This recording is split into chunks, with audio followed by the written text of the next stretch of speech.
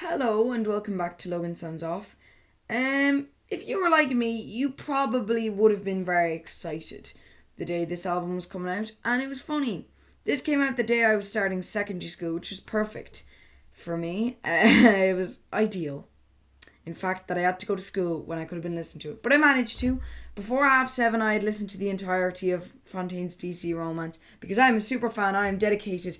And Gilded ALM sent me the CD actually, and it is really cool. You have the really weird heart there as well, your strange heart, and you can actually see a heart and me on the camera screen as well. So, this is a really cool album, obviously.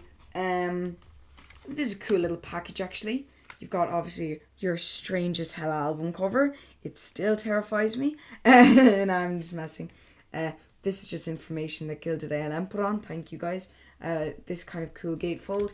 And what is this track list? Like, seriously. And I wouldn't mind, it's not like Romance is the first, then Starburster, then Bug, then Motorcycle Boy. It doesn't go like that. It's Romance, then Starburster. So it goes Romance, Starburster, Here's the Thing, Desire, In the Modern World, Bug, Motorcycle Boy, Sundowner, Hoarseness is the Whatness, Death Kink, and then Favourite. It's weird as hell, all surrounding this crying little eye, which is pretty sad. But this is really, really cool. I might grab it out of here if I have it on hand. This was not just sent on its own though. This was also sent with, looks like I can't find the sticker, but it had a little bumper sticker, but also a little balloon. Your little love heart. It's a lovely little love heart for Fontaines D.C. And it's appropriate because I love this album. And this did not disappoint with some cracker singles and amazing instrumentals. This was definitely an album that people were excited to buy and listen to. But I just want to get into the music because it's incredible. Starting off with Romance. This is a dark yet kind of playful at times. Dun dun dun dun dun dun dun dun. It's just playful slightly, but kind of spooky as well. And Green has a really interesting vocal delivery throughout this. And overall, it's an entrance fit for Fontaines D.C. The album is as weird as the opening track and the opening and title track. So if you don't like this, you might not like the album. But I don't mean that every single one of them sounds spooky and sounds like something bad's going to happen to you. They're all just as weird as this song, but in different ways. Starting off with Starburster, which is kind of like this rock hop track that's absolutely amazing. I would love to read you some of the lyrics, and obviously you've got this. Sorry, this is also for anybody who's on Spotify. I am showing you guys a picture of, it looks like Connor Curley being Connor Curley, and Green chatting, looking at me like there's something wrong, and the guy's just chilling in the back. So that is really, really cool. But I'm gonna read you some of the lyrics. I'm getting out the old glasses to do this. Okay. I want to see you alone. I want to sharp the stone. I want to bounce the bone. I want to mess with it. I want to lay the DeVille, the whole crew on the sill. I want the preacher and pill. I want to bless with it. I want to head to a mass and get cast in it. That SH is funnier than any A class in it. Green chatting says in it. That is just like listening to the single and watching the video, just hearing him say in it is enough. It's so funny. But anyways, Starburster is an amazing track. Really, and such a great single to put out, like as a first song. Like in the modern world is too sad to be a first single. Favorite is to kind of, it's not the right single as the first one. And then Here's the Thing is too offbeat to be the first single. Starburster appeals to so many different people and it's so interesting. And I love as well the lyrics, and I love the guitar. I really love the guitar in this. And the little piano chords as well. The little ding, ding, ding, ding. Just really simple chords. It's really, really cool. And it's followed by an interesting track, which is also a single, Here's the Thing. And the offbeat, distorted guitar that opens up Here's the Thing. are really cool, especially when it meshes up with the drum fills, and it makes this amazing powerhouse kind of song that really boosts the mood of the album. It's really, really interesting and really, really loud. But the first, it kind of it's a bit detuned.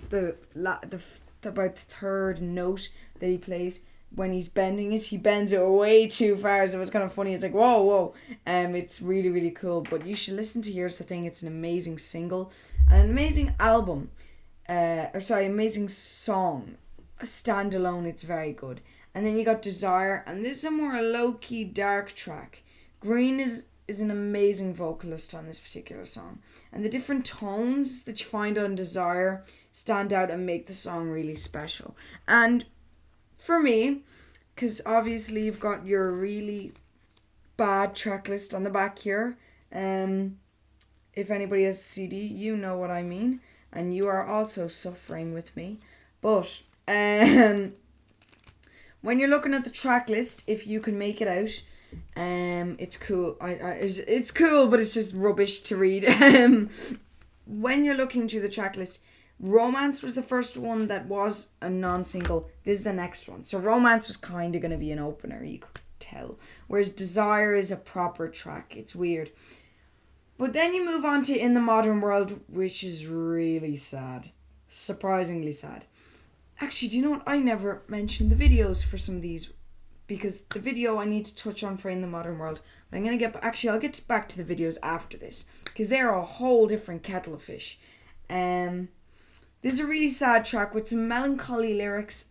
For example, because I do like to read some of these lyrics, because Green is an amazing lyricist, and he's also a poet as well. He might be releasing a book of poetry. I heard him in an interview. Don't get your hopes up. He might be. He hopes to.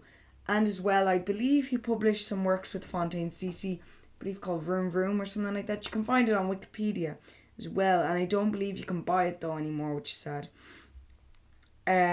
It's very basic lyrics, but I like it. It's, I feel alive in the city that you like, and wait for the day to go dreaming right by. Seems so hard not to be free when you walk right beside me. In the modern world, I don't feel anything. In the modern world, I don't feel bad. It's just really sad, but it's really, really kind of interesting as well. I love the pan muted chords that are in this track. They're really, really cool. And the forlorn kind of strings that are dotted around as well. They make the song have a much sadder tone, but they're really, really cool. I really, really like it. But then kind of they kick that whole sad thing to the curb and they go on to Bug. And I love the backing vocals on Bug. This is amazing. And it has a guitar riff that's really, really cool. And Green has a really dynamic voice throughout this song and some fantastic lyrics. And there's a couple of songs on this album that have specific lyrics that I just think are really cool, and Bug is some really cool ones. And then you have Motorcycle Boy, and I love the fact that in this song a weird vocal sound is utilized and paired with this really cool kind of guitar bright sound that has a chorusy nearly vibe to it. It's really, really strange. It sounds really weird. And it sets a tone for the rest of the album. And then you have a song like Sundowner, and I love the sound of the bass in this song and the thick and loud snare with some really cool reverb on the guitar, and it makes the song sound really vast. It's awesome. It just has such a cool sound and so big and warm as well. And then you have Hoarseness is the Whatness. That is what it's called. Hoarseness is the Whatness. You can see it. If you're on YouTube, you can see it there. It's a weird title. It's very, very strange. But I believe, and yes, I will have to get the glasses out again to read this, because I am practically blind without them. Going to the credits. All words are by Green Chatton, apart from Hoarseness is the Whatness and Sundowner. And on Hoarseness is the Whatness, it was Carlos who helped, and on Sundowner, Connor helped out with that. But I think that was really interesting that Carlos helped with this song, because it sounds so different to the rest. In a good way, it works out with the album, but it's interesting, and this song is so beautiful. And it has some really amazing lyrics and amazing strings that give the song this whole new layer. And it also works well with the delay on the snare. It's kind of cool. And then you have Death Kink, and there was some copies of this floating around on YouTube before this actually came out, because people recorded live shows, which kind of ruins the whole idea of waiting for the song, posting it up on YouTube before it comes out. But that's the community. But anyways, I didn't listen to it because I was excited for when it came out. And Death Kink is this really distorted, pan muted guitar that's in this song. And Green really shines vocally here. And I also love how noisy this song is throughout. It's so funny. And again, the lyrics on this, the way he sings it is so interesting, and the time signature is really strange to me. It's when you came into my life, I was lost. When you took that shine to me, at what cost? You recognized the smell, human pain. Said I'd learn to love the chain. It was. It's really, really strange, but it's really, really cool. And then you have the song Favorite, which is another single. Amazing. An amazing second single as well. An amazing video. Such a beautiful, sad yet happy track. That's just amazing.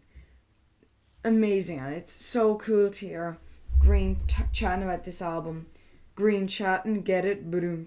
I know, I'm hilarious. But, oh God. I did actually say that. Okay, well, moving on. Forget, I didn't say anything. Okay. Favorite is an amazing finish to this album. Now it's time to get into the videos. So, on this album we have 4 singles. The last of which was released a couple of days before with a video premiere on YouTube and such. But Starburster, the first video, really strange, but now the kind of luminous green get-up is pretty iconic, and a lot of people associate it now with the Fontaines D.C. nearly character. I think it's Tourist. In one of them, he's actually dressed like that, walking around the place, green. It's really, really cool. And then you have, after that, Favorite, which is like a collage of pictures of the band members as kids, and green looking off into the distance, kind of cinematic kind of thing. It's really, really cool and lovely with the music. And then you have Here's the Thing, which... Here's the Thing is about 5 minutes too long, the video. It's 7 minutes and the song's like 2.5. It's crazy.